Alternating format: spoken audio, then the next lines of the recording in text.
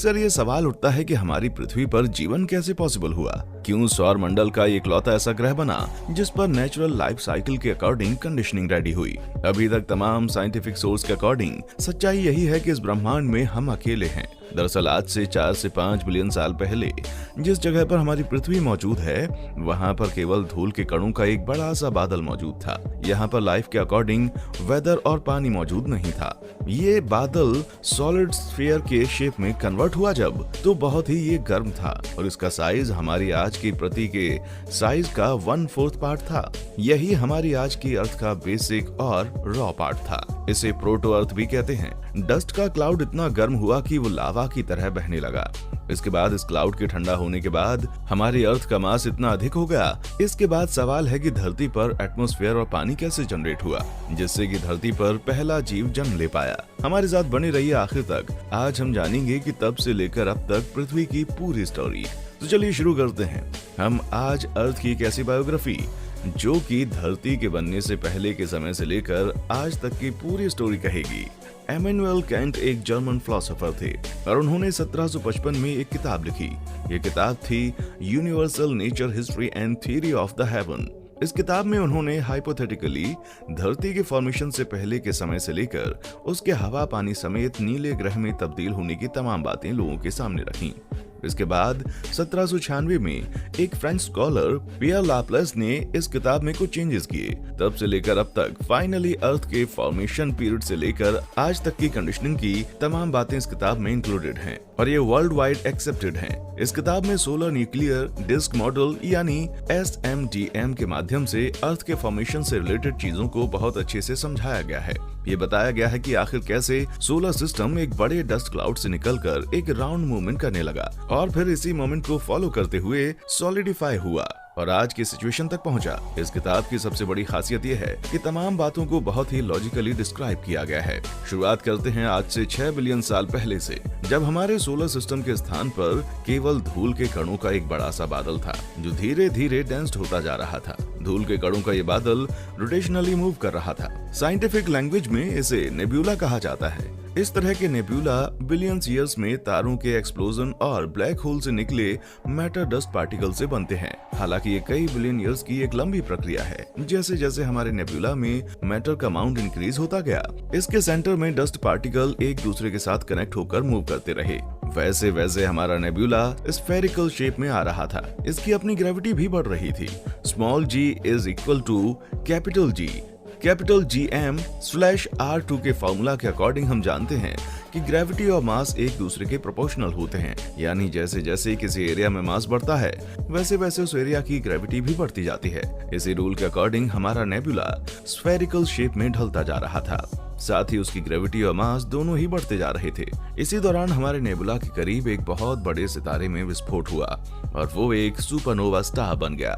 हमारे नेबुला पर इस घटना का बहुत बड़ा असर हुआ। इस सुपरनोवा एक्सप्लोजन के बाद जबरदस्त शॉक वेव प्रोड्यूस हुई और उन्होंने उस स्फेरिकल शेप वाले हमारे नेबुला को फ्लैट डिस्क में कन्वर्ट कर दिया। ये फ्लैट डिस्क ऐसी थी जिसका कोई भी सेंटर ऑफ ग्रेविटी नहीं था। इसके साथ ही पूरा का पूरा सिस्टम एंगुलर मोमेंट हासिल कर चुका था, यानी कि सिस्टम में रोटेशनल मोमेंट आ चुका था। इसकी वजह से नेबुला का सारा मैटर डिफरेंट अमाउंट में अलग अलग स्पेस पर डिस्ट्रीब्यूट हो गया। इसकी वजह से अलग अलग जगह पर इकट्ठा हुआ मैटर अपने आसपास के मैटर और दूसरे पार्टिकल्स को कलेक्ट करने लगा, क्योंकि उसके भीतर जो ग्रेविटी मौजूद थी वो अपने आसपास के पार्टिकल को अट्रैक्ट करने लगी और एक बार फिर वही प्रोसेस चलने लगी जो नेबुला के फॉर्मेशन के दौरान चल रही थी। यानी कि सारे पार्टिकल धीरे धीरे रोटेशनली मूव करते हुए स्फेरिकल शेप गेन कर रहे थे। लेकिन इस पूरी प्रोसेस में फाइनली हमारे नेबुला का मोमेंटम भी तेज होता जा रहा था, क्योंकि सारे के सारे पार्टिकल एक दूसरे के करीब आते जा रहे थे। हमारी नेबुला और भी तेज गति से रोटेट करने लगी।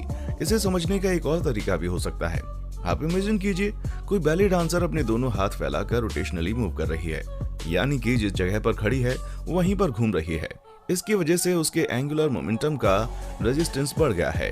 इसके बाद वो अपने दोनों हाथों को सिकोड़ लेती है तो उसके घूमने का जो मूवमेंट है वो तेज हो जाता है, यानी उसकी बॉडी का मास फैले हुए हाथों की वजह से दूर तक डिस्ट्रीब्यूटेड था। वो अब सेंटर ऑफ ग्रेविटी के ज्यादा करीब आ गया। हाथों के फैले होने की वजह से जो रेजिस्टेंस बढ़ा हुआ था वो अब कम हो गया, इसलिए उसके रोटेशनल मूवमेंट की वेलोसिटी भी बढ़ गई।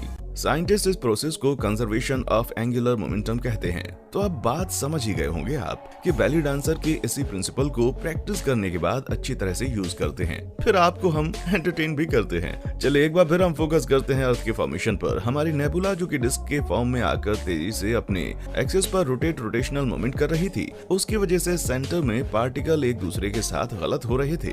धीरे धीरे सेंटर पॉइंट पर पार्टिकल्स की डेंसिटी बढ़ती चली जा रही थी और पार्टिकल की ये बढ़ती हुई डेंसिटी प्रेशर को भी बढ़ा रही थी। और साइंटिस्ट गैलुसाक का कहना है कि अगर किसी पॉइंट पर प्रेशर बढ़ रहा है तो डेफिनेटली वहां पर टेम्परेचर भी इंक्रीज होगा।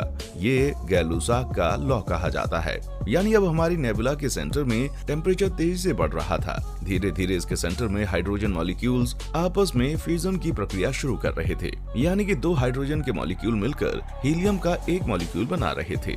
और आपको जानकर हैरानी होगी, तब से लेकर अब तक हाइड्रोजन के फ्यूजन की जो प्रक्रिया शुरू हुई है वो आज भी हमारे सन के भीतर जारी है। और इसी प्रक्रिया की वजह से हमारा सन अपने सौर मंडल में जबरदस्त लाइट और हीट प्रोड्यूस करता है और उसे दूर तक फैलाता है। लेकिन उस समय हमारा ये सूर्य अपने चाइल्डहुड टाइम पीरियड में था, जो बहुत ही गुस्से में था। इस बेबी सन को प्रोटोस्टार कहा गया और उसके इस गर्म गुस्से को शांत रखने के लिए उसके चारों तरफ धूल के पार्टिकल्स की एक डेंस डिस्क मूव कर रही थी, जिसे प्रोटोप्लैनेटरी डिस्क कहा गया। ठीक वैसे ही जैसे आज सैटर्न प्लैनेट के आसपास एस्ट्रॉइड्स उसके चारों तरफ रिंग फॉर्मेशन में मूव कर रहे हैं, लेकिन हमारे बेबी सन के चारों तरफ इन पार्टिकल्स की डेंसिटी बहुत ज्यादा थी।